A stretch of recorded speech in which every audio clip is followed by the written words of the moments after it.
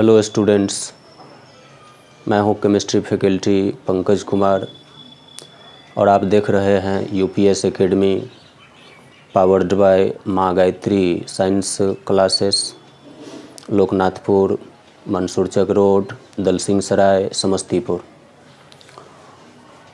मैं ये उम्मीद कर रहा हूँ कि आप अपने पूरे परिवार के साथ सकुशल और स्वस्थ होंगे। पिछले क्लास में केमिस्ट्री में याद कीजिए, लास्ट में एक होमवर्क दिए थे, बोले थे पहले अपने से कोशिश कीजिए और उसके बाद जब हम बताएंगे तो आप आसानी से उसको समझ पाएंगे। तो मेरा मानना है कि जो भी स्टूडेंट उस क्वेश्चन पर कोशिश किए होंगे, अभी बताएंगे तो बहुत ही आसानी से उसको समझ में आ जाएगा। तो इसीलिए जो नहीं भी कोशिश किए हैं वो पहले मेंटली प्रिपेयर होइए कि जो भी होमवर्क दिया जाता है उस पर आप पहले कोशिश करें। कोशिश अगर आप किए रहिएगा और तब जब टीचर कुछ क्वेश्चन को बताएंगे तो आप आसानी से उसको समझ पाइएगा। तो आइए पिछले क्लास में जो हम लोग क्वेश्चन होमवर्क के रूप में लिए थे उसका सॉल्यूशन देखते हैं। बताए थे आपको एक अभिक्रिया दिए थे, NOCl2 से अभिक्रिया करता है और NOCl नाम का उत्पाद बनाता है। इस अभिक्रिया के लिए प्रायोगिक आंकड़ा भी लिखे थे, आंकड़ा भी लिखना होगा, समझना है उस क्वेश्चन को। यहाँ लिखे थे प्रयोग संख्या, यहाँ लिखे थे NO का सांद्रता, यहाँ Cl2 का सांद्रता और यहाँ अभिक्रिया का दर लिखे थे। पहला प्रयोग में NO का सांद्रता लिए थे 0.010, ये भी लिए थे 0.010। अभिक्रिया का दर हो गया था 1.2 गुना 10 का पावर -4। फिर दूसरा प्रयोग में NO का सांद्रता लिए थे 0.010, Cl2 का सांद्रता 0.020, तो दर हो गया था 2.4 गुना 10 का पावर -4। फिर तीसरा प्रयोग किए थे, तीसरा प्रयोग में NO का सांद्रता लिए थे 0.020, Cl2 का सांद्रता 0.020, तो दर हो गया था 9.6 गुना 10 का पावर -4। यही प्रायोगिक आंकड़ा लिखे थे। और फिर यहाँ भाषा हम लोग लिखे थे कि अभिक्रिया के दर नियम समीकरण को ज्ञात करें। मतलब जो अभिक्रिया सवाल दिया था उसका दर नियम समीकरण निकालना था। बताए थे दो तरीका से हम लोग बना सकते हैं, एक तो ट्रिक से बना सकते हैं, फिर लॉन्ग मेथड से भी हम लोग बना सकते हैं इसको। तो दर नियम समीकरण इस अभिक्रिया का निकालना है तो लिखेंगे हम लोग R बराबर K दर नियतांक है। परिभाषा भी हम लोग पिछले क्लास में लिखे। आप बताए थे किसी भी अभिक्रिया के दर नियम समीकरण में अभिकारक का सांद्रता लिया जाता है। दिमाग में बैठाइए, दर नियम समीकरण में सिर्फ अभिकारक का सांद्रता लिया जाता है। तो अभिकारक का सांद्रता लीजिए। इस अभिक्रिया में एक अभिकारक है NO, लिखिए NO। दूसरा अभिकारक है Cl2, तो लिखेंगे Cl2 का सांद्रता। यही होगा R बराबर K इंटू NO का सांद्रता इंटू Cl2 का सांद्रता। अब इस NO के सांद्रता का घातांक क्या होगा, Cl2 के सांद्रता का घातांक क्या होगा, ये हम लोगों को पता करना है। वही पता कर लीजिएगा, मतलब सवाल बन गया। तो ट्रिक बताए थे आपको, यदि NO के सांद्रता के घातांक का पता लगाना तो देखना पड़ेगा Cl2 के सांद्रता किस किस प्रयोग में समान है। एक बार और, यदि आपको इस NO के सांद्रता के घातांक का पता लगाना है तो देखना पड़ेगा बगल वाले का सांद्रता किस किस प्रयोग में समान है। तो आइए Cl2 का सांद्रता देखते हैं। Cl2 का सांद्रता देखिए किस किस प्रयोग में समान है। तो यहाँ और यहाँ समान है, मतलब दूसरा प्रयोग और तीसरा प्रयोग में Cl2 का सांद्रता समान है। अब हम लोग सिर्फ दूसरा और तीसरा प्रयोग पर सोचेंगे, पहला को अभी भूल जाइए। दूसरा और तीसरा में NO का सांद्रता देखिए कितना गुना हो रहा है, 0.010 से 0.020 हो रहा है, मतलब कितना गुना हो रहा है, 2 गुना हो रहा है। तो लिख लीजिए 2, जितना गुना होगा वो लिख लिया जाए। अब दूसरा और तीसरा प्रयोग में दर देखिए कितना गुना हो रहा है, दूसरा और तीसरा प्रयोग में दर कितना गुना हो रहा है, तो 2.4 गुना 10 का पावर -4 और यहाँ है 9.6 गुना 10 का पावर -4। इसको कितना से गुना कीजिएगा तो इतना आ जाएगा। तो स्वाभाविक है, अगर 4 से गुना कर दिया जाए तो ये मिल जाएगा, अगर इसको 4 से गुना कीजिएगा तो ये मिलेगा, मतलब 4 गुना हो रहा है। तो यहाँ लिखेंगे 4, जितना गुना होगा लिखा जाएगा। अब बताइए इस 2 का पावर क्या कर दें कि वो 4 मिल जाएगा। तो 2 का पावर 2 करना होगा, 2 का स्क्वायर 4 होता है। तो इसका मतलब हम लोग पता लगा लिए NO के सांद्रता का घातांक होगा 2। यहाँ जो घातांक के रूप में आएगा वही उसका घातांक होगा। तो नोट कर लीजिए NO के सांद्रता का घातांक होगा 2। ठीक, अब यदि आपको Cl2 के सांद्रता के घातांक का पता लगाना तो देखना पड़ेगा NO का सांद्रता किस किस प्रयोग में समान है। तो देखिए NO का सांद्रता कहाँ कहाँ समान है। हाँ मिला, यहाँ और यहाँ, यहाँ और यहाँ NO का सांद्रता समान है, मतलब पहला प्रयोग और दूसरा प्रयोग में NO का सांद्रता समान है। तो अब हम लोग सिर्फ पहला और दूसरा के बारे में सोचेंगे, तीसरा को अभी भूल जाइए। तो पहला और दूसरा में देखिए तो Cl2 का सांद्रता कितना गुना हो रहा है, दिखाई दे रहा है। अगर इसको 2 से गुना कर दिया जाए तो ये मिल जाएगा। इसका मतलब पहला और दूसरा प्रयोग में Cl2 का सांद्रता 2 गुना हो रहा है, तो लिख लेंगे 2। अब फिर चलिए उधर दर देखते हैं कितना गुना हो रहा है। पहला और दूसरा प्रयोग में दर कितना गुना हो रहा है, 1.2 गुना 10 का पावर -4। उसको कितना से गुना कीजिएगा तो ये मिलेगा। आसान है, 2 से गुना करना होगा। अब देखिए इस 2 का पावर क्या कर दीजिएगा तो वो 2 मिलेगा, इसका मतलब 1 करना होगा। हो गया पता Cl2 के सांद्रता का घातांक कितना होगा, 1 लिख भी सकते हैं, नहीं भी लिख सकते हैं। तो पिछले क्लास में जो होमवर्क दिए थे उसका आंसर यही होगा, मतलब इस अभिक्रिया का दर नियम समीकरण यही होगा। सवाल में जो प्रायोगिक आंकड़ा दिया था उस पर सोचकर हम लोग दर नियम समीकरण पता कर लें, यही आंसर हो जाएगा। तो ये तो ट्रिक है, अगर ऑब्जेक्टिव टाइप का क्वेश्चन पूछेगा तो इसी ट्रिक से हम लोग बताएंगे। लेकिन अगर लॉन्ग टाइप का क्वेश्चन हो तो तब तो वो लॉन्ग मेथड हम लोग अपनाएंगे। तो लंबा मेथड से भी बनाइएगा तो आंसर आपको यही आएगा।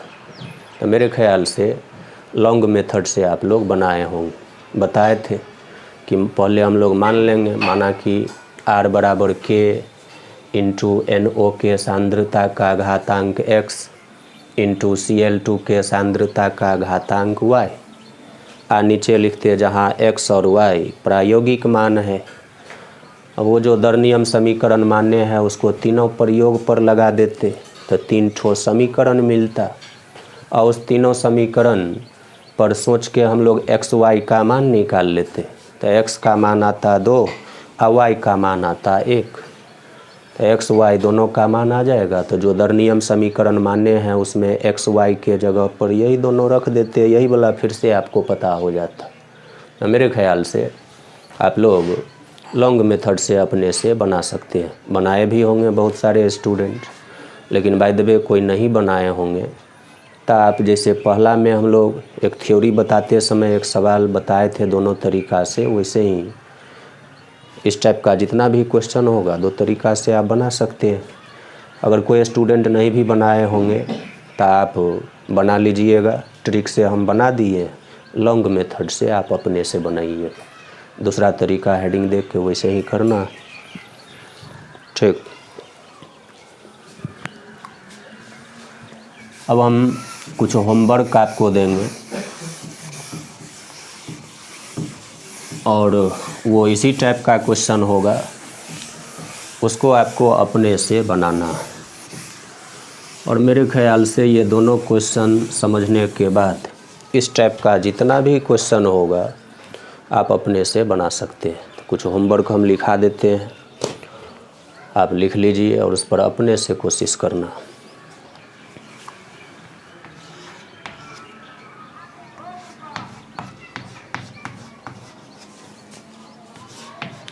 ए बी से अभिक्रिया करके मान लीजिए सी नाम का कोई उत्पाद बना रहा है।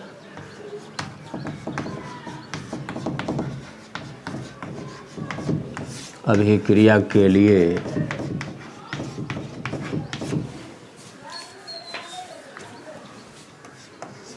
निम्नलिखित प्रायोगिक आंकड़ा दिया गया है।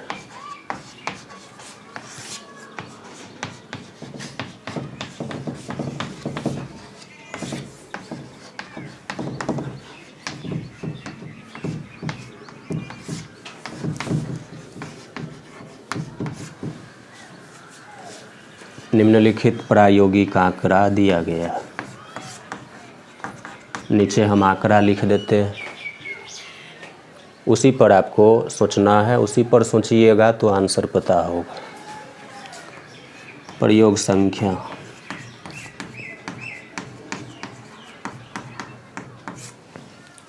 इसमें दो अभिकारक है, कैपिटल ए और कैपिटल बी। ए का सांद्रता, यहाँ बी का सांद्रता और यहाँ अभिक्रिया का दर। पहला प्रयोग में मान लेते हैं ए का सांद्रता है 0.10। ये सवाल आपको दिया है, इसको नहीं याद रखना। आप लोगों में कुछ स्टूडेंट रटने में माहिर होता है, वो कुछ भी लिखिए उसको रटने लग जाता है। ये गलत बात है, ये सब आपको नहीं रटना है। सवाल आपको देगा 0.10 अभिक्रिया का दर मान लेते हैं 4 गुना 10 का पावर -4। दूसरा प्रयोग में ए का सांद्रता मान लीजिए 0.20, बी का सांद्रता 0.20, अभिक्रिया का दर 3.2 गुना 10 का पावर -4। प्रयोग संख्या 3। तीसरा प्रयोग में एक का सांद्रता मान लेते हैं 0.10, बी का सांद्रता मान लेते हैं यही है 0.20। अभिक्रिया का दर मान लीजिए यही रह जाए 3.2 गुना 10 का पावर -4। सॉरी, -4 को -3 कर लीजिए तो और अच्छा क्वेश्चन बन जाएगा। ठीक, ऊपर वाला 10 का पावर -4 ठीक है, यहाँ पर पावर -3 दोनों में किए। ये प्रायोगिक आंकड़ा लिख लीजिए या नीचे फिर भाषा हम लोग लिखेंगे।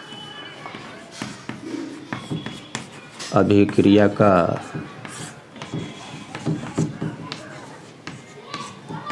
दर नियम समीकरण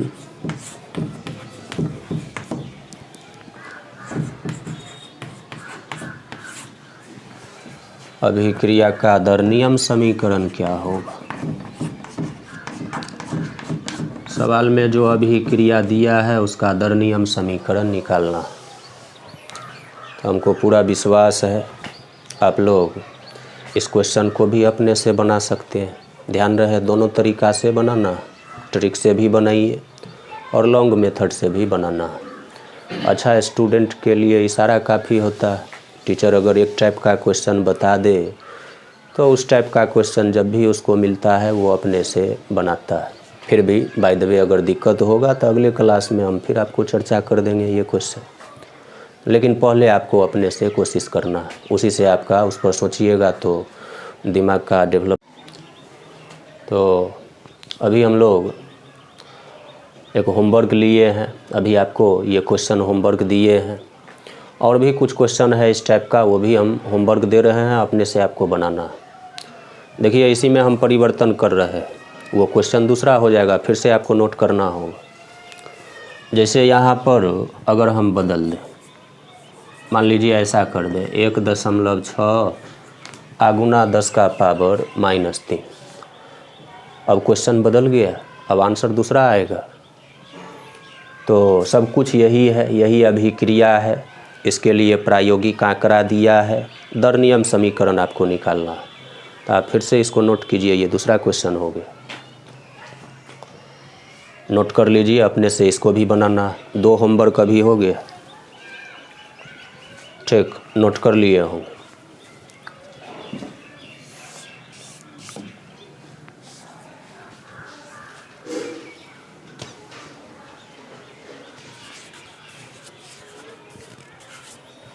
तीसरा होमवर्क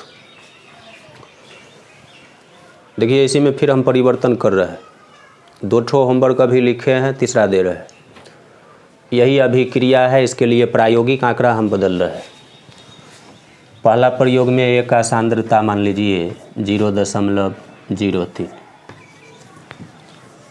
दूसरा प्रयोग में भी पहला प्रयोग में B का सांद्रता भी 0.03 है और दर मान लेते हैं 0.3 आगुना 10 का पावर -4 हो जाता है। दूसरा प्रयोग में A का सांद्रता 0.06 लेते हैं, B का सांद्रता भी मान लीजिए 0.06 है।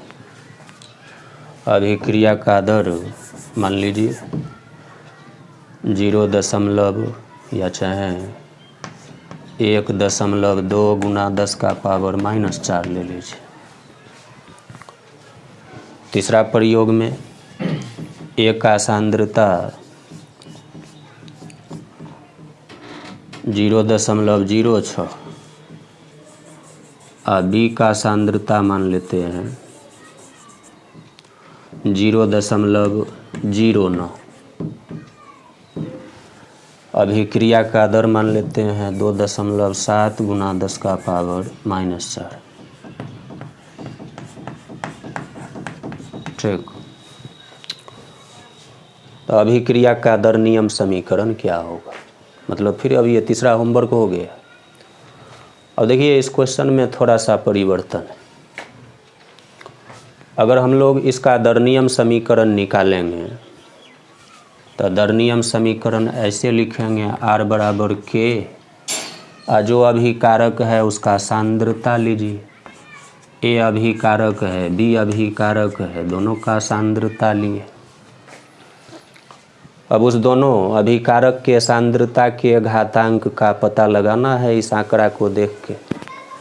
तो यदि A के सांद्रता के घातांक का पता लगाना है तो B का सांद्रता देखना होगा किस किस प्रयोग में समान है। B का सांद्रता देखिए किस किस प्रयोग में समान है। हाँ मिला, यहाँ और यहाँ नहीं, गलत हो जाएगा, ये दोनों अलग अलग है। B का सांद्रता देखिए किसी भी प्रयोग में समान नहीं है, ध्यान रहे। B का सांद्रता तीनों में से किसी भी प्रयोग में समान नहीं दिया सवाल इस बार। इसका मतलब A के सांद्रता का घातांक क्या होगा ये आप ट्रिक से नहीं बता सकते। इससे पहले जो भी क्वेश्चन हम लोग लिखे हैं उसमें कहीं एक जगह सांद्रता समान रहता था, तब हम लोग इसके घातांक का पता लगाते थे। इस सवाल में B का सांद्रता कहीं भी समान नहीं है, इसका मतलब A के सांद्रता का घातांक क्या होगा ट्रिक से आप नहीं बता सकते। तो आप जानते हैं जो शॉर्टकट रास्ता होता है उसमें दुर्घटना रहता है, उसमें दुर्घटना होने का चांस होता है। लंबा रास्ता कभी भी फेल नहीं करता है, लॉन्ग मेथड जो भी होता है वो फेल नहीं करता है। इसमें ट्रिक फेल कर जाएगा, ट्रिक से नहीं बनेगा। अगर बी के सांद्रता के घातांक का पता लगाना है तो ए का सांद्रता देखना होगा किस किस प्रयोग में समान है। तो ए का सांद्रता देखिए, हाँ मिला, यहाँ और यहाँ समान है। ए का सांद्रता प्रयोग संख्या 2 और 3 में समान है। इसका मतलब बी के सांद्रता का घातांक का पता लगा सकते हैं। तो देखिए बी का सांद्रता दूसरा और तीसरा प्रयोग में कितना गुना हो रहा है, मतलब इसको कितना से गुना कीजिएगा तो ये आ जाएगा। तो अपना कर लीजिएगा, जितना होगा उतना गुना यहाँ लिखिएगा। यहाँ देखिएगा दर कितना गुना हो रहा है, दर जितना गुना होगा वो लिख लीजिएगा। और सोचिएगा इसका घातांक क्या कर देंगे तो यहाँ पर वाला आ जाएगा, जो आएगा वो बी के सांद्रता का घातांक होगा। मतलब ट्रिक से आप बी के सांद्रता का घातांक क्या होगा वो तो बता सकते हैं, लेकिन ए के सांद्रता का घातांक क्या होगा वो नहीं बता सकते हैं इस सवाल में, क्योंकि बी का सांद्रता कहीं भी समान नहीं है। तो इसको ट्रिक से आप आंसर नहीं ला सकते हैं, आप लॉन्ग मेथड यूज कीजिएगा। मान लीजिएगा दर नियम समीकरण R बराबर K इंटू ए का सांद्रता घातांक x इंटू बी के सांद्रता का घातांक y, जहाँ x और y प्रायोगिक मान है। उस दर नियम समीकरण को तीनों प्रयोग पर अप्लाई कीजिएगा तो 3 समीकरण बनेगा, और उस तीनों समीकरण पर सोच के x y का मान निकाल लेना। एक्स वाई का मान निकलेगा, एक्स का जो मान आएगा यहाँ हो जाएगा घातांक, वाई का जो मान आएगा यहाँ घातांक हो जाएगा, आंसर पता हो जाएगा। तो ये भी आपको अपने से बनाना है, इसको भी नोट कर लीजिए। 3 होमवर्क हो गए, नोट कर लिए हम।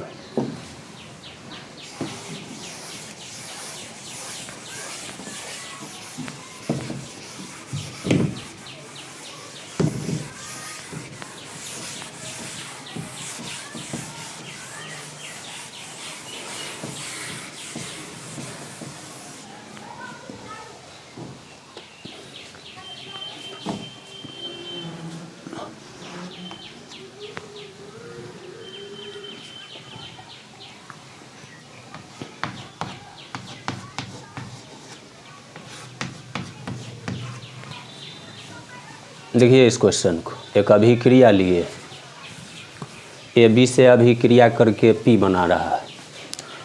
अब इसके लिए कुछ शर्त हम भाषा में लिख रहे हैं। यदि बी का सांद्रता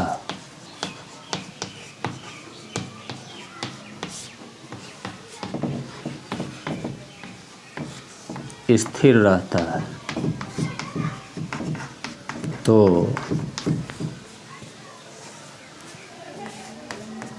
ए के सांद्रता को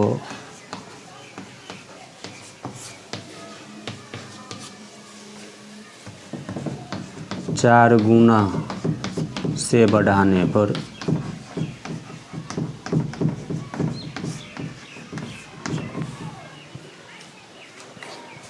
अभिक्रिया का दर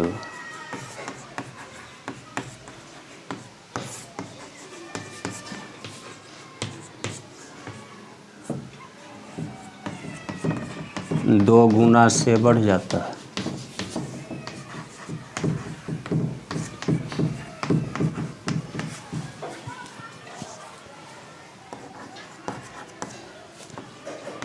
और यदि ए का सांद्रता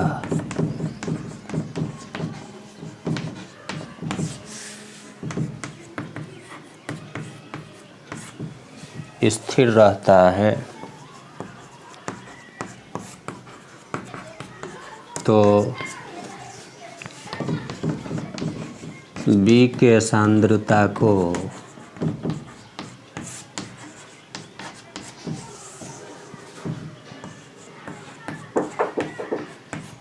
दो गुना से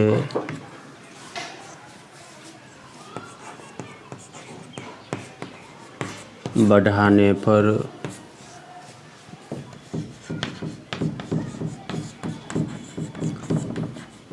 अभिक्रिया का दर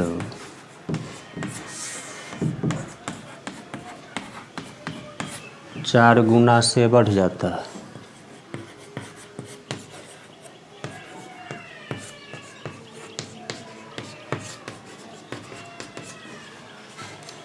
अभिक्रिया का दर नियम समीकरण ज्ञात करें।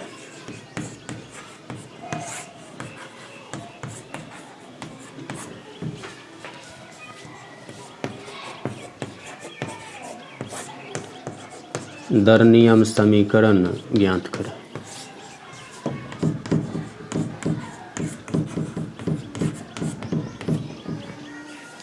अभिक्रिया का दर नियम समीकरण आपको निकालना है।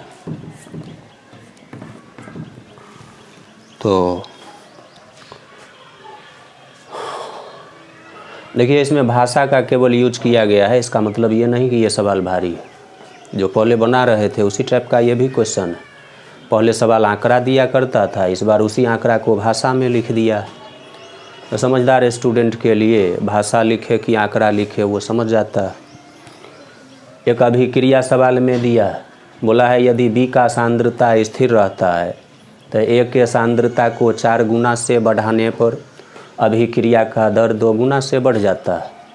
और यदि A का सांद्रता स्थिर रहता है तो B के सांद्रता को 2 गुना से बढ़ाने पर अभिक्रिया का दर 4 गुना से बढ़ जाता है।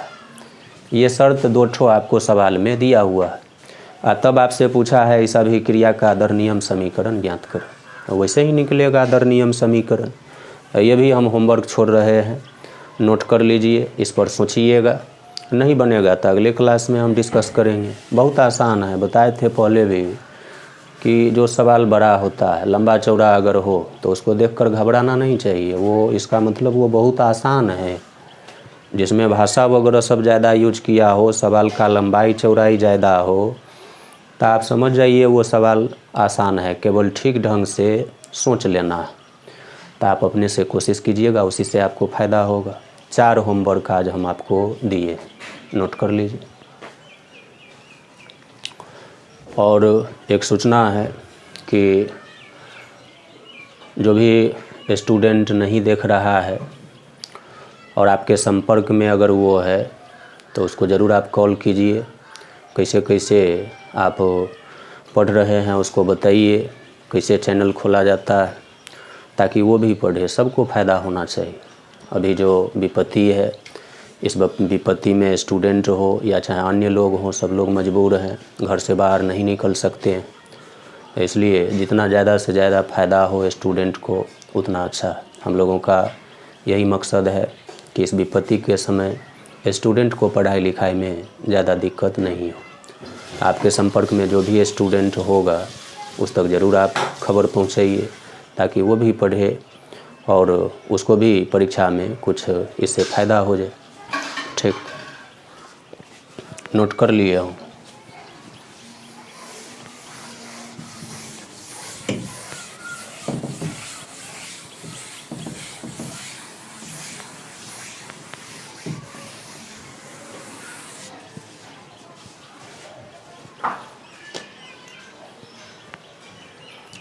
अब आइए हम लोग कुछ थ्योरी पढ़ते हैं। इस टाइप का क्वेश्चन अब जो भी होगा आपसे बन जाएगा। अब आइए पहले फिर थ्योरी पढ़िए, उसके बाद क्वेश्चन आएगा। आप तो जानते हैं पहले थ्योरी, उस पर जितना भी क्वेश्चन होता है वो बताया जाता है आप लोगों को।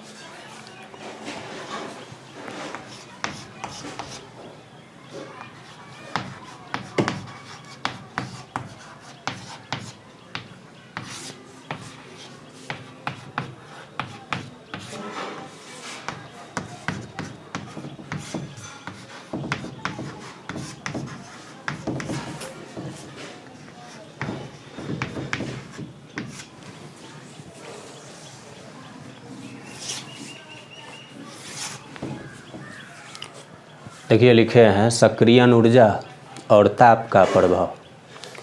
याद कीजिए हम लोग पढ़ रहे थे अभिक्रिया के दर को प्रभावित करने वाले कारक के बारे में।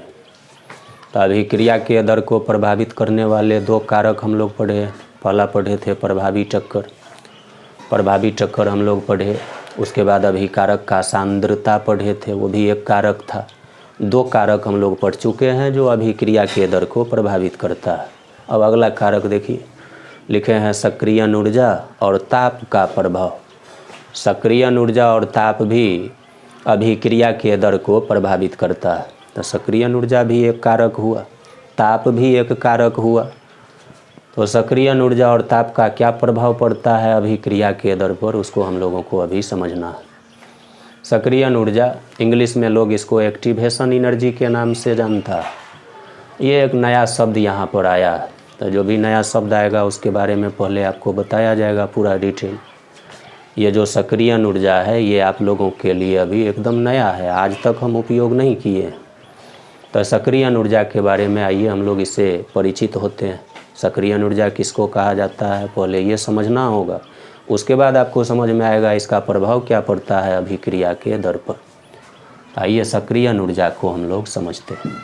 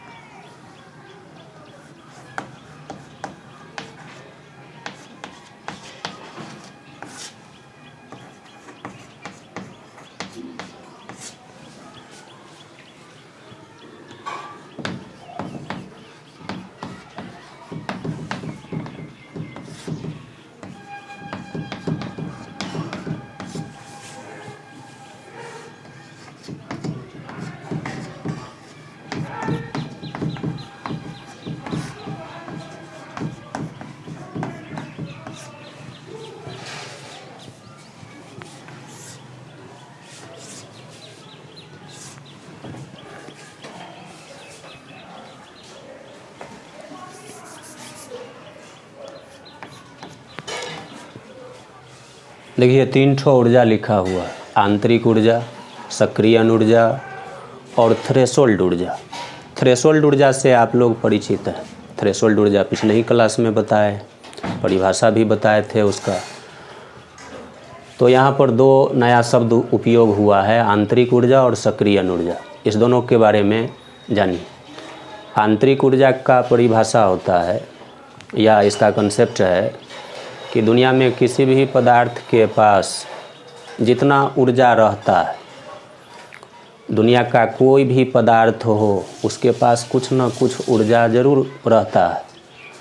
तो पदार्थ के पास जो भी ऊर्जा रहता है वो उसका आंतरिक ऊर्जा है। मतलब किसी भी पदार्थ के पास जो ऊर्जा रहता है पहले से, उसको लोग आंतरिक ऊर्जा के नाम से जानता है। कंसेप्ट आंतरिक ऊर्जा का यही है, दुनिया का कोई भी पदार्थ हो उसके पास जितना ऊर्जा पहले से है वो उसका आंतरिक ऊर्जा है। दूसरा लिखे हैं सक्रियण ऊर्जा। सक्रियण ऊर्जा का परिभाषा होता है कि अभिकारक अणु को रासायनिक अभिक्रिया में भाग लेने के लिए, अभिकारक अणु को रासायनिक अभिक्रिया में भाग लेने के लिए जिस अतिरिक्त न्यूनतम ऊर्जा की आवश्यकता होती है तो वो ऊर्जा उसका सक्रियण ऊर्जा कहलाता है। अभिकारक अणु को रासायनिक अभिक्रिया में भाग लेने के लिए जिस अतिरिक्त न्यूनतम ऊर्जा की आवश्यकता होती है तो उस न्यूनतम अतिरिक्त ऊर्जा को ही उस अभिकारक का सक्रियण ऊर्जा कहा जाता है। थ्रेशोल्ड ऊर्जा आप लोग पढ़े हुए हैं, तो सक्रियण ऊर्जा का यही परिभाषा होता है। तो पहले परिभाषा को आइए डाटा लेके आपको समझाते हैं। अभी आपको समझ में नहीं आया होगा लेकिन घबराना नहीं है, एक डाटा लेते हैं उससे आपको सक्रियण ऊर्जा को समझा रहे हैं। जैसे इसे सोचिए कि किसी परीक्षा में पास होने के लिए 50 बात जानना ज़रूरी है। ध्यान से सोचिए, कोई परीक्षा है, उस परीक्षा में पास होने के लिए 50 बात जानना ज़रूरी है। मतलब अगर कोई स्टूडेंट 50 बात जान लेता है, सीख लेता है, तो वो उस परीक्षा में पास कर जाता है।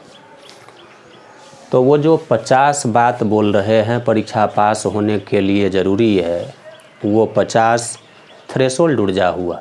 मतलब कम से कम 50 बात अगर जानेगा तभी वो परीक्षा में पास कर सकता है। अगर उससे थोड़ा भी कम उसको जानकारी है तो परीक्षा में पास नहीं कर सकता है। तो वो जो 50 वाट हुआ जानना, वो 50 वाट थ्रेशोल्ड ऊर्जा कहलाता है। तो हम 3 स्टूडेंट लेके इस आंकड़ा को समझा रहे हैं। सक्रिय ऊर्जा का कंसेप्ट समझना। एक स्टूडेंट का नाम रखे हैं ए, कैपिटल ए, हालांकि ऐसा नाम होता नहीं है, हम समझाने के लिए ABC मान लिए हैं। आप लोग जानते होंगे किसी स्टूडेंट का नाम आज तक सुने हैं, ए है, किसी का नाम बी है, किसी का नाम सी है, वैसे ही मान लिया जाता है समझाने के लिए। तो 3 स्टूडेंट है ए, बी और सी। तो अभी आपको बताए हैं दुनिया का कोई भी पदार्थ हो उसके पास अपना कुछ न कुछ ऊर्जा होता है, वो उसका आंतरिक ऊर्जा कहलाता है। जैसे मान लीजिए ए नाम का स्टूडेंट 10वां तक कहीं और पढ़ा, हम लोगों के पास वो पढ़ने के लिए यहाँ पर आया, +2 का परीक्षा उसको देना। तो 10वां तक जो वो पहले से जान रहा है वो उसका आंतरिक ऊर्जा हुआ। जैसे मान लीजिए ए नाम का स्टूडेंट 40 बात पहले से सीख के आया है, तो 40 उसका आंतरिक ऊर्जा हो गया। ये ए नाम का स्टूडेंट 10वां में 40 बात 10वां तक सीख चुका है, तो ये 40 उसका आंतरिक ऊर्जा हुआ। लेकिन परीक्षा में पास करने के लिए ए को कम से कम कितना बात सीखना ज़रूरी है? 50 बात। अभी बताए थे 50 बात सीखना ज़रूरी है। तो ये 50 उसका थ्रेशोल्ड ऊर्जा हुआ। तो देखिए थ्रेशोल्ड ऊर्जा के नीचे लिखे हैं 50। तो पहले से 40 बात सीख के हम लोगों के पास आया है, और परीक्षा में पास होने के लिए 50 बात जानना ज़रूरी है। तो आप बताइए कम से कम कितना बात हम लोग उसको सिखा देंगे तो परीक्षा में पास कर जाएगा? तो स्वाभाविक है 40 में 10 अगर और जोड़ दें तो 50 हो जाएगा। इसका मतलब उस स्टूडेंट को हम लोगों को 10 बात सिखाना पड़ेगा। तो ये जो 10 बात हम लोग उसको सिखाए हैं वो उस ए नाम के स्टूडेंट का सक्रिय ऊर्जा हुआ। देखिए हम लोग जो सिखा रहे वो स्टूडेंट का सक्रिय ऊर्जा है। आंतरिक ऊर्जा ए का 40 था, परीक्षा में पास होने के लिए 50 बात जानना ज़रूरी था, तो 10 बात हम लोग सिखाए हैं तो वो परीक्षा पास कर जाता है। इसका मतलब 10 ए का सक्रिय ऊर्जा है। अब आइए बी नाम के स्टूडेंट पर सोचिए। सभी का आंतरिक ऊर्जा समान नहीं होता है, आंतरिक ऊर्जा किसी का अधिक होता है, किसी का कम होता है। तो ए का आंतरिक ऊर्जा था 40, मान लीजिए बी का आंतरिक ऊर्जा है 30, मतलब बी नाम का स्टूडेंट 10वां तक 30 बात सीख के आया है। 10वां तक उसको 30 बात सीखना मतलब सीखा है। लेकिन परीक्षा में अगर इस बी नाम के स्टूडेंट को पास करना है तो 50 बात इसको भी जानना होगा। परीक्षा में 30 बात सीख के आया है कि 40 बात सीख के आया है उससे उसको मतलब नहीं है। वो तो जितना क्वेश्चन दिया है उसका जवाब जो स्टूडेंट देगा वही पास कर सकता है। तो 30 बात सीख के आया है, लेकिन इसका भी थ्रेशोल्ड ऊर्जा वही रहेगा 50 बात सीखेगा तभी परीक्षा पास करेगा। तो इसका मतलब हम लोगों को इस बी नाम के स्टूडेंट को कितना बात सिखाना होगा? हाँ ठीक बोले, 20 बात सिखाना होगा। 30 में 20 जोड़िएगा तो 50 होगा। कम से कम अगर 20 बात इसको सिखा दें तो वो भी बी नाम का स्टूडेंट भी परीक्षा में पास कर जाएगा। अब आइए सी पर सोचिए। मान लीजिए सी नाम के स्टूडेंट का आंतरिक ऊर्जा है 20, मतलब ये 20 बात सीख के आया है। ये सी नाम का स्टूडेंट हम लोगों के पास जब आया तो 20 बात सीखा हुआ था 10वां तक, लेकिन इसको भी परीक्षा में पास करना है तो 50 बात इसको भी जानना पड़ेगा, इसको भी 50 बात सीखना होगा। तो 20 बात पहले से सीखा है, इसका मतलब हम लोगों को कितना बात सिखाना होगा? 30 बात सिखाना होगा। तो 30 बात अगर इसको सिखा दें तो ये भी परीक्षा में पास कर सकता है। तो देखिए ए नाम के स्टूडेंट का सक्रिय ऊर्जा 10 है, बी नाम के स्टूडेंट का सक्रिय ऊर्जा 20 और सी नाम के स्टूडेंट का सक्रिय ऊर्जा 30 है। अब समझिए हम लोगों का भी एक लिमिट होता है। मान लीजिए ज़्यादा बात अगर हमको सिखाना है तो ज़्यादा समय लगेगा, अगर कम में बात सिखाना है तो कम समय में ही हम लोग सिखा सकते हैं। तो अगर इस 10 बात को सिखाने में अगर हम लोगों को 1 साल का समय लगता है, ध्यान से देखिए, साइंस तो ज़िंदगी जीने का हर एक चीज़ बता देता है। जो भी स्टूडेंट अच्छा स्टूडेंट है और ध्यान से जो साइंस को पढ़ता है वो ज़िंदगी जीना सीख जाता है। ज़िंदगी में जो भी घटना हो रहा है सबका प्रमाण साइंस में मिलता है। अभी नाम के स्टूडेंट को 20 बात सिखाना पड़ा, तो अगर 10 बात सिखाने में हमको 1 साल लगता है तो 20 बात सिखाने में तो 2 साल लगेगा। 2 साल अगर इस स्टूडेंट को हम लोग पढ़ा देंगे तो ये भी परीक्षा में पास कर जाएगा, 20 बात सीख जाएगा। अब सी नाम के स्टूडेंट पर सोचिए, इसका सक्रिय ऊर्जा 30 है, 30 बात इसको सिखाना है हमको, तो 30 बात सिखाने में कितना साल लगेगा? 1 बात सिखाने में 10 बात सिखाने में 1 साल लगा है, तो 30 बात सिखाने में 3 साल लगेगा। मतलब सी नाम का स्टूडेंट 1 बार परीक्षा में फेल कर जाएगा। ये भी पास कर सकता है लेकिन 1 बार इसको फेल करना पड़ेगा, क्योंकि इसका आंतरिक ऊर्जा कम था, ज़्यादा बात हम लोगों को सिखाना पड़ रहा है। तो ये तो हम आपको कम दिखा रहे हैं। बिहारी कुछ स्टूडेंट का तो आंतरिक ऊर्जा एकदम 0 लेके आता है, 10वां तक कुछ नहीं सीख के आता है, 50 बात हम लोगों को सिखाना पड़ता है।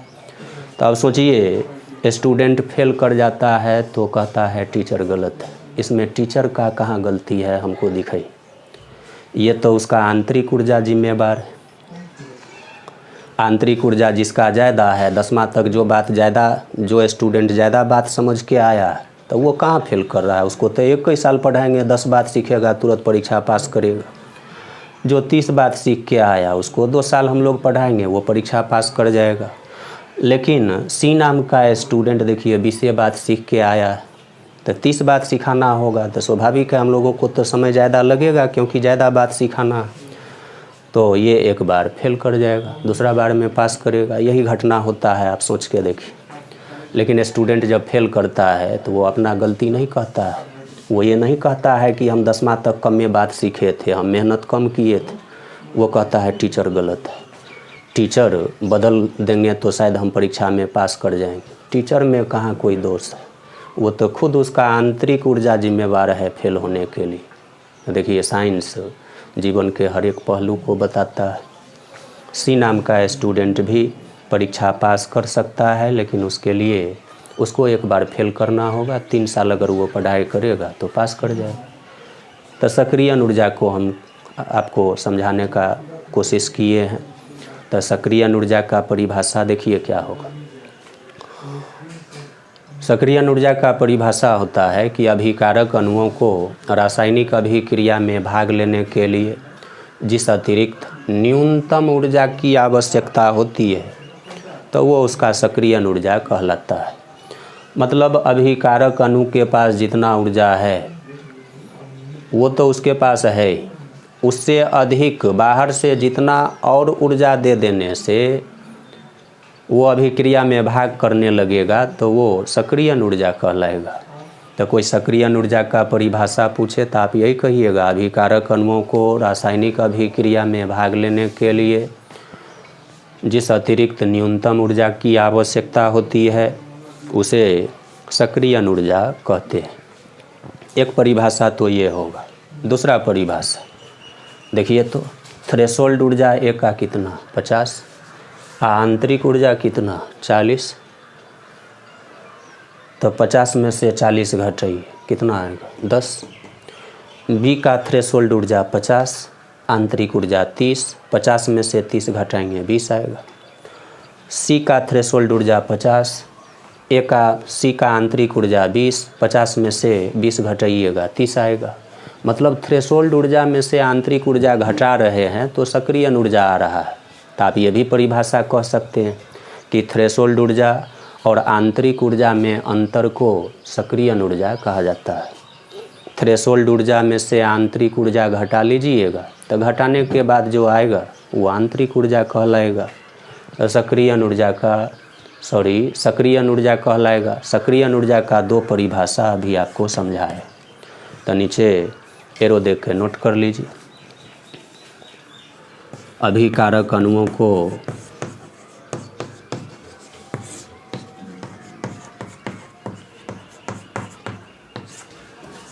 रासायनिक अभिक्रिया में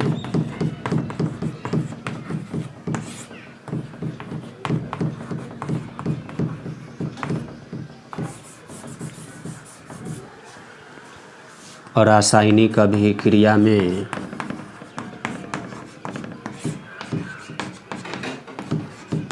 भाग लेने के लिए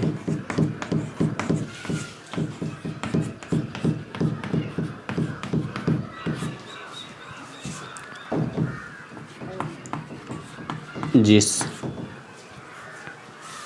अतिरिक्त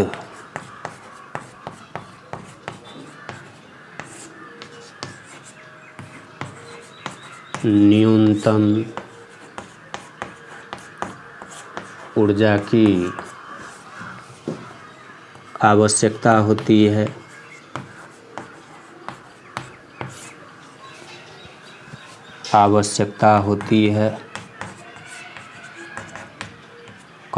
उसे सक्रियण ऊर्जा कहते हैं। सक्रियण ऊर्जा कहते हैं।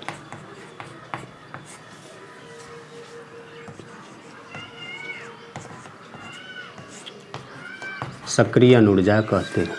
देखिए लिखे हैं, उसे सक्रियण ऊर्जा कहते हैं। तो सक्रियण ऊर्जा का ये एक परिभाषा हो गया। ए नाम के स्टूडेंट को परीक्षा में पास करने के लिए जितना अतिरिक्त बात जानना होगा, जितना जान के आया वो तो ठीक है, उसके अलावे और जितना बात सीखना होगा उसको, वो उसका सक्रियण ऊर्जा कहलाएगा। उसी तरीके से बी नाम के स्टूडेंट को भी परीक्षा में पास करने के लिए जितना बात सीख के आया वो ठीक है, उसके अतिरिक्त और जितना बात सीखना होगा वो उसका सक्रियण ऊर्जा कहलाएगा। मेरे ख्याल से आप समझ गया हो, नोट कर लीजिए।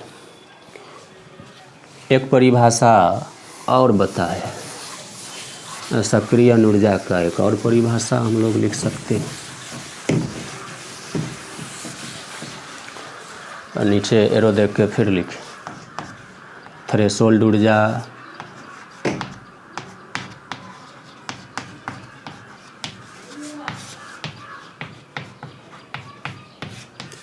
और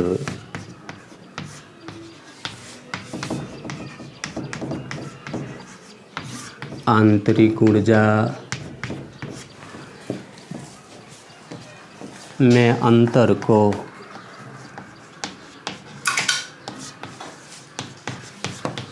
सक्रियण ऊर्जा कहते हैं।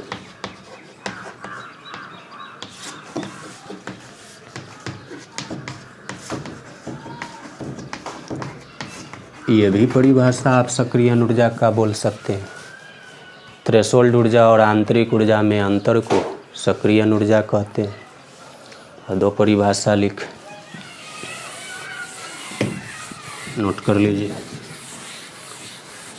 अब इसको ग्राफ से समझिए। साइंस में तो एक ही बात को कई तरीके से समझा जाता है।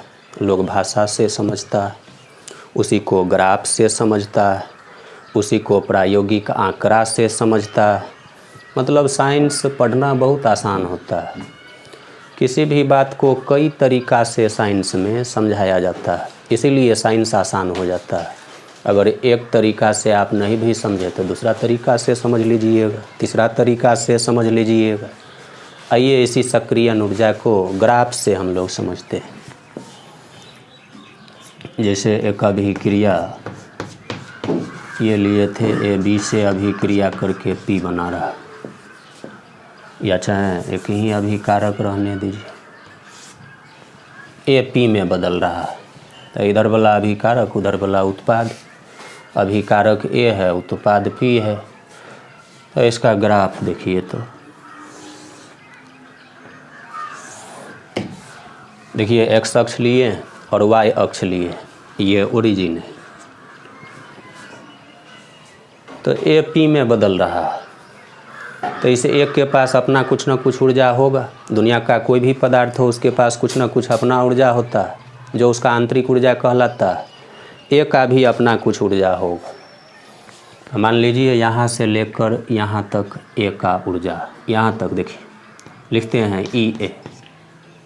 ई ए कहने का मतलब ए का एनर्जी ऑफ ए का आंतरिक ऊर्जा यहाँ से लेकर यहाँ तक मान लिए पहले से इसके पास इतना ऊर्जा था, यहाँ से लेकर यहाँ तक। अब ये अभिक्रिया जब होगा तो इसका अपना एक पथ होगा, अपना होने का एक रास्ता होगा। दुनिया में जितना भी अभिक्रिया होता है उसका होने का अलग अलग रास्ता होता है, पथ होता है, तो इसका भी अपना पथ होगा। मान लीजिए ये अभिक्रिया इस पथ से होकर होता है, ऐसे होता है, इस रास्ता से होते हुए ये अभिक्रिया यहाँ उत्पाद का निर्माण करता है। और उत्पाद P बना, यहाँ P लिख देते हैं, यहाँ पर P बना। ठीक, यहाँ A, यहाँ से लेकर यहाँ तक A का आंतरिक ऊर्जा है, यहाँ AP में बदल गया है। ये अभिक्रिया का पथ मान लिए हम लोग, इस अभिक्रिया का पथ ये है। प्रत्येक अभिक्रिया का अपना अपना पथ होता है, ऑर्गेनिक केमिस्ट्री में बताया जाएगा। तो इस पथ का जो पिक पॉइंट है, मतलब सबसे ऊंची बिंदु इसका यही होगा, सबसे हाईएस्ट पॉइंट इसका यही है। तो यहाँ अगर इसको हम लोग वाई अक्ष से मिला दें तो वाई अक्ष से यहाँ पर जाके कहीं मिलेगा, देखिए ऐसे मिला दिए, इस बिंदु से मिलाते हुए इसको आगे बढ़ाए। तो यहाँ से लेकर यहाँ तक का जो ऊर्जा है ये थ्रेशोल्ड ऊर्जा कहलाता है। इस ए का थ्रेशोल्ड ऊर्जा यहाँ से लेकर यहाँ तक होगा। तो यहाँ हम लिख देते हैं थ्रेशोल्ड ऊर्जा। थ्रेशोल्ड ऊर्जा का परिभाषा बता चुके हैं, बताए थे। अभिकारक अणु को उत्पाद में बदलने के लिए कम से कम जितना ऊर्जा चाहिए वो उसका थ्रेशोल्ड ऊर्जा कहलाता है। तो अभिकारक ये है, ए को P में बदलने के लिए कम से कम जितना ऊर्जा चाहिए, जितना ऊर्जा उसके पास हो जाने से वो उत्पाद में बदल जाएगा, वो उसका थ्रेशोल्ड ऊर्जा कहलाएगा। तो देखिए, तो ये पिक पॉइंट जो होगा उसी से पता चलेगा थ्रेशोल्ड ऊर्जा क्या होगा। उसको स्पर्श करते हुए एक रेखा खींचिएगा, वही उसका थ्रेशोल्ड ऊर्जा होगा। यहाँ से लेकर यहाँ तक ए का थ्रेशोल्ड ऊर्जा, यहाँ से लेकर यहाँ तक ए का आंतरिक ऊर्जा। अब सवाल उठता है सक्रियण ऊर्जा कितना होगा। तो आपको अभी बताए हैं कि थ्रेशोल्ड ऊर्जा और आंतरिक ऊर्जा में अंतर को कहा जाता है सक्रियण ऊर्जा। तो ये इतना थ्रेशोल्ड ऊर्जा इतना आंतरिक ऊर्जा, तो इतना में से इतना घटा लीजिएगा तो कितना बचेगा, इतना बच जाएगा। तो यही इसका सक्रियण ऊर्जा कहलाएगा। तो देखिए सक्रियण ऊर्जा कितना हो,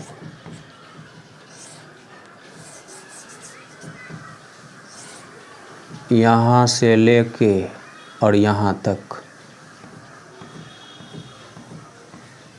यहाँ से लेकर यहाँ तक, ये जो डॉट लाइन लिखे हैं ये इसका सक्रियण ऊर्जा होगा। इसको EA से सूचित किया जाता है, उल्टा पढ़ा जाता है एक्टिवेशन एनर्जी, हिंदी में सक्रियण ऊर्जा।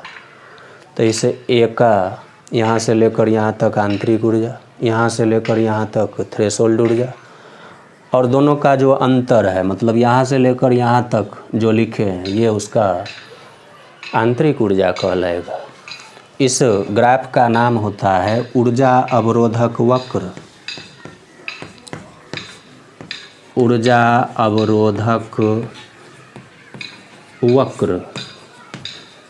एक अभिक्रिया लेके हम लोग उस अभिक्रिया का ऊर्जा अवरोधक वक्र खींचे, एनर्जी बैरियर ग्राफ खींचे, तो ग्राफ ऐसा आया है। इसमें तीनों ऊर्जा आपको दिखाई दे रहा है। एक के पास पहले से जितना ऊर्जा था वो उसका आंतरिक ऊर्जा, एक को P में बदलने के लिए कम से कम जितना ऊर्जा होना चाहिए वो उसका थ्रेशोल्ड ऊर्जा, और थ्रेशोल्ड ऊर्जा और आंतरिक ऊर्जा में अंतर को सक्रियण ऊर्जा कहा जाता है। तो इतना में से इतना घटा लीजिएगा तो इतना बच जाएगा, मतलब यहाँ से लेकर यहाँ तक आंतरिक ऊर्जा हो जाएगा। तो मेरे ख्याल से आप तीनों ऊर्जा समझ गए हो। तो यहाँ इस ग्राफ से भी हम लोग आंतरिक ऊर्जा का एक परिभाषा दे सकते हैं। तो नीचे एरो देख के लिख लीजिए। पहले आप ग्राफ दिखाइए और नीचे भाषा लिखिए। ऊर्जा अवरोधक वक्र में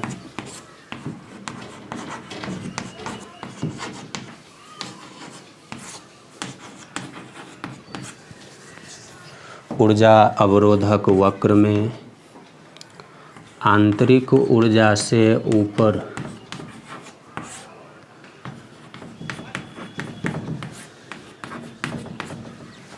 आंतरिक ऊर्जा से ऊपर थ्रेशोल्ड ऊर्जा तक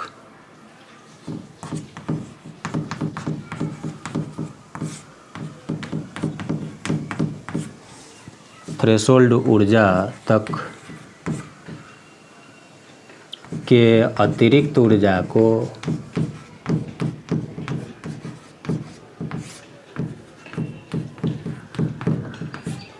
अतिरिक्त ऊर्जा, देखिए यहाँ हम लिख देते हैं, को सक्रियण ऊर्जा कहा जाता है। तो सक्रियण ऊर्जा का आप ये भी परिभाषा चाहें तो लिख सकते हैं। एक बार इस परिभाषा को और समझिए।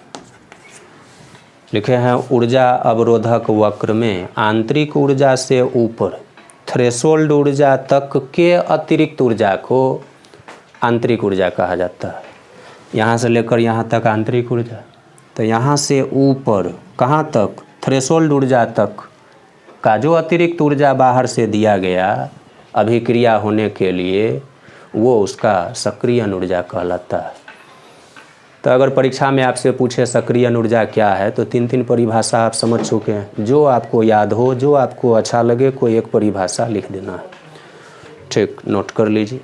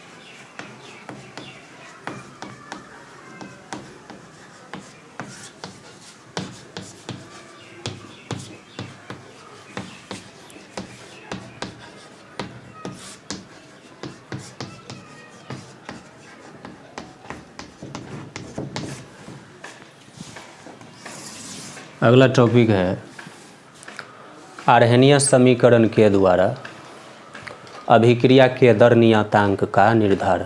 इस चैप्टर का सबसे इम्पोर्टेंट टॉपिक। एक समीकरण का नाम है आर्हेनियस समीकरण। आर्हेनियस एक बहुत बड़े वैज्ञानिक थे। इस रासायनिक बलगतिकी में उनका बहुत बड़ा योगदान है। आर्हेनियस समीकरण के द्वारा हम लोग पढ़ेंगे अभिक्रिया का दर नियतांक कैसे निकाला जाता है। याद कीजिए, दर नियतांक को के से हम लोग सूचित किए, तो उस के का निर्धारण हम लोग करेंगे आर्हेनियस के समीकरण से। के का मान आर्हेनियस समीकरण से कैसे निकाला जाता है, यहाँ उसके बारे में आपको बताया जाएगा। तो आइए पहले आर्हेनियस समीकरण देखते हैं कैसा होता है। के बराबर ए ई टू दी पावर माइनस ई ए बटा आर टी। बड़ी काम का ये समीकरण है।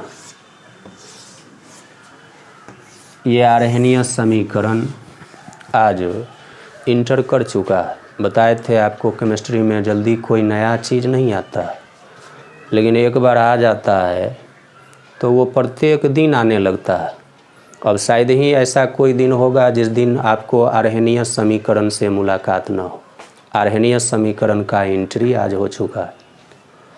के बराबर AE⁻⁻ इसी को लोग आर्हेनियस समीकरण के नाम से जानता है। अब जैसे ये समीकरण लिखे हैं तो बहुत सारा स्टूडेंट कन्फ्यूजन में होगा कि डायरेक्ट समीकरण कैसे आप लिख सकते हैं। पहले इसका प्रूफ करते, लास्ट में समीकरण निकालते, मतलब इसका डेरिवेशन नहीं किए, डायरेक्ट समीकरण लिख दिए। तो जो दो टाइप का स्टूडेंट होता है, जो डिस्ट्रक्टिव माइंड का स्टूडेंट होगा वो अलग होगा, कंस्ट्रक्टिव माइंड वाला स्टूडेंट अलग होता है। जो अच्छा स्टूडेंट होगा, जो हमेशा सही सोचता है, पॉजिटिव सोचता है, उसके मन में हो रहा होगा कि शायद सर अभी समीकरण लिखे, हो सकता है अब इसका व्यंजक प्राप्त करेंगे, अब इसको डिराइव करेंगे। लेकिन जो डिस्ट्रक्टिव माइंड वाला स्टूडेंट है वो सोच रहा होगा शायद इस समीकरण का डेरिवेशन सर को भी नहीं पता है, शायद अपने नहीं जानते होंगे, इसलिए डायरेक्ट समीकरण लिख दिए। लेकिन दोनों टाइप के स्टूडेंट यहाँ पर गलत है, दोनों गलत सोच रहे हैं। ये जो समीकरण है, इस समीकरण का कोई प्रूफ नहीं है, मतलब इसका डेरिवेशन नहीं है। दुनिया में 3 टाइप का समीकरण होता है। एक को डेराइव्ड समीकरण कहा जाता है, डेराइव्ड इक्वेशन, जो फिजिक्स में खूब आता है। फिजिक्स में फार्मूला सबका पहले डेरिवेशन किया जाता है। एक समीकरण होता है प्रायोगिक समीकरण, मतलब प्रयोगशाला में काम करते करते उसके आधार पर समीकरण दिया जाता है। और एक समीकरण होता है अनुभव के आधार पर समीकरण। बहुत सारा वैज्ञानिक बहुत दिन तक अगर एक ही काम करते रहता है तो काम करते करते उस काम को करने का उसके पास अनुभव हो जाता है, तो उस अनुभव के आधार पर वो एक समीकरण डायरेक्ट देता है। उस समीकरण का भी कोई डेरिवेशन नहीं होता है, व्यंजक नहीं होता है। तो ये जो आर्हेनियस समीकरण है ये भी प्रायोगिक समीकरण है, प्रयोगशाला से दिया गया समीकरण है, आर्हेनियस के द्वारा दिया गया था। आर्हेनियस नाम का वैज्ञानिक प्रयोगशाला में बहुत सारा प्रयोग किए और प्रयोग से ये समीकरण दिए, तो इसका डेरिवेशन है ही नहीं। आर्हेनियस समीकरण को लोग ऐसे ही याद रखता है, के बराबर AE⁻⁻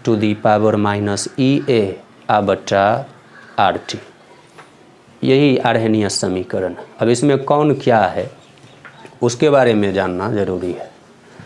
इसमें जो आप के देख रहे हैं, के तो आप लोग जानते हों,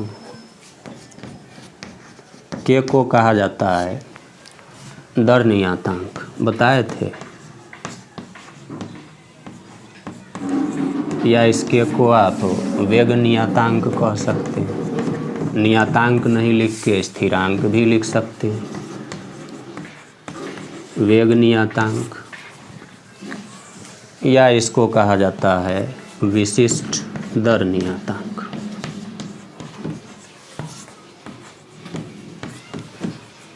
परिभाषा भी इसका हम लोग लिख चुके हैं, बताए थे। बिहार बोर्ड में एक साल पूछा था विशिष्ट दर नियतांक क्या है, 2 नंबर का क्वेश्चन था।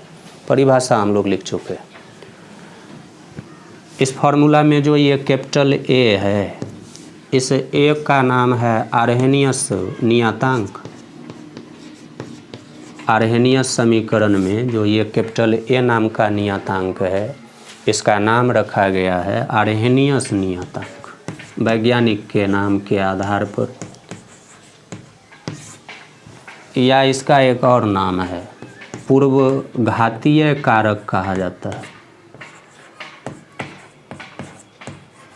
पूर्व घातीय कारक, दोनों एक ही चीज़ है, घबराना नहीं है।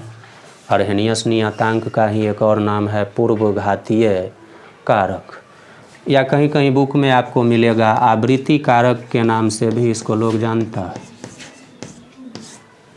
आवृत्ति कारक, फ्रीक्वेंसी फैक्टर, पूर्व घातीय कारक, इंग्लिश में प्री एक्सपोनेंशियल फैक्टर। तो आपको हिंदी से मतलब है, हिंदी में याद रखिए आर्हेनियस नियतांक पूर्वघातीय कारक या आवृत्ति कारक, तीनों एक ही चीज़ है। के का ही ये तीनों नाम है। इसमें जो आप ई ए देख रहे हैं, कैपिटल ई आ नीचे स्मॉल ए, ध्यान से देखिए, उल्टा पढ़ा जाता है एक्टिवेशन एनर्जी, हिंदी में सक्रिय ऊर्जा। तो ई ए सक्रिय ऊर्जा, सक्रिय ऊर्जा, और सक्रिय ऊर्जा का मात्रक होता है जूल पर मोल या कैलोरी पर मोल, कैलोरी पर मोल या जूल पर मोल।